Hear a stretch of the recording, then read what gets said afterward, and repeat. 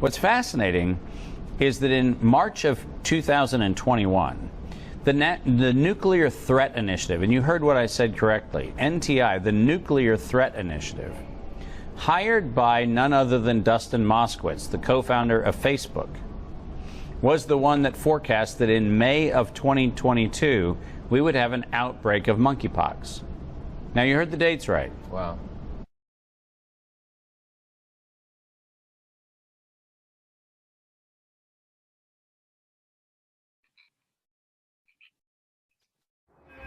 There are growing questions today around a new and deadly outbreak.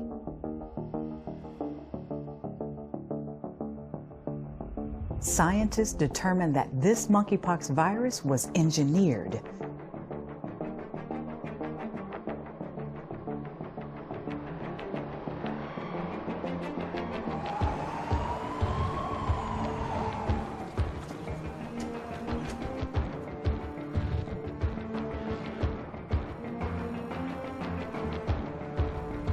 With limited antiviral drugs and no known effective treatments, countries around the world are struggling to control another pandemic with already devastating effects.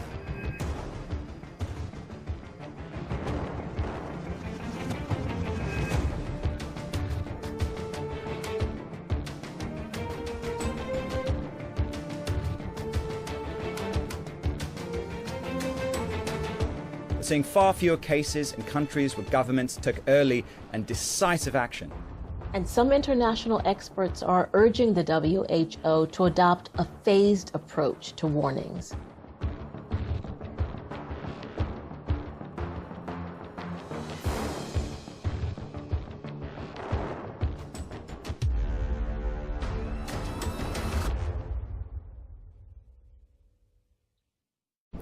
Let's put it all together and do it in slow motion. March of 2021, the Nuclear Threat Initiative that was funded by Facebook's co-founder Dustin Moskowitz forecast an outbreak of monkeypox in May of 2022. Wow. Predictive programming, telling you what we're about to do to you. Published it. Now, do you think most people would have looked up the Nuclear Threat Initiative in the, I don't know, in the throes of COVID? No, you wouldn't have thought to do it for a good reason. It's called the Nuclear Threat Initiative. That's kind of the reason why you wouldn't go there to look for a public health document, because it doesn't sound like a public health kind of institution. But they published that they were going to have not only a monkeypox outbreak that started in May of 2022, but if you read a little further into that report, you find out that in the next few weeks we're going to find out that this was a genetically engineered variant of monkeypox that's engineered to be vaccine resistant. That's in their stated objective. Wow. Published in March of 2021. What makes it worse is by the end of 2023, they're saying that we're going to have 271 million people dead. And you heard that number correctly. That's concerning. Very concerning. 271 million people dead. 3.2, I think it's 3.2, 3 point something, 3.2 billion people infected. 271 million fatalities. And the thing is disclosed to be vaccine resistant.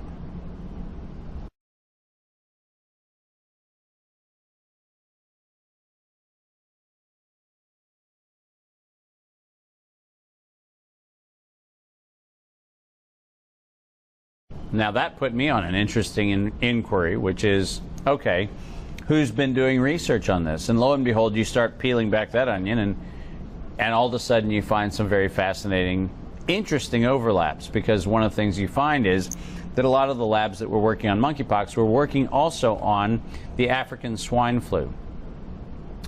And ironically, one of the places that the African swine flu was being genetically modified and optimized was, are you ready for this? The Ukraine. Why would it be that we're having a protracted distraction in the Ukraine right now? What's going on with that? And why did we have to have a protracted distraction in the Ukraine? Why did we have to have caravans of vehicles leaving biological facilities in the Ukraine? Why did we have to move all kinds of things allegedly under the cover of night, or out of labs under the cover of, canopied trucks and so forth? Why did we need to do that? And why is it that the regions that were affected by a number of the pathogens associated with monkeypox also happened to be installations that also had the African swine flu? And is it possible that maybe we're going to have an announcement that we have a monkeypox outbreak, but in fact what we're going to do is we're going to once again build a series of toxins? These are going to be a family of things which happen to be engineering the world to think that we are having an outbreak of a new pathology, when in fact, if you really examine the data, what you're actually looking at is data that suggests that what we may be doing is finding nature's descriptors, nature's pathogens, nature's culprits to deal with the multiply injected populations who are now going to have a number of fatalities, not from monkeypox,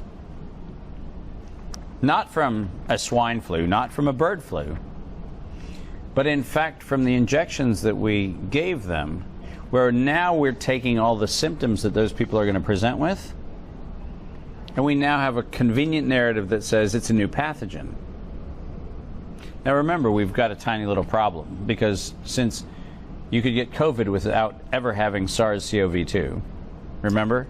This is the disease that mysteriously can be caused by a thing that doesn't cause the thing. Because we were told in every declaration that closed down every state and every country that SARS-CoV causes COVID, except for the tiny fact that most people who tested positive for SARS-CoV-2 never got COVID, and most people who had COVID never tested positive for SARS-CoV-2. So the causative relationship is slightly mysterious. Yeah. Add to that the fact that the only protracted death increases that we saw were after we started injecting people with spike proteins and all sorts of other things that were in the cocktail that we were injecting.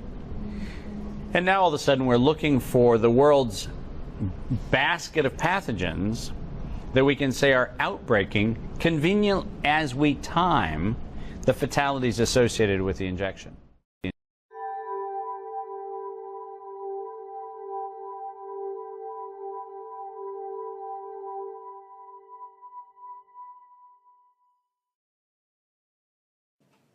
Today, the emergency committee met and advised me that, in its view, the situation constitutes a public health emergency of international concern.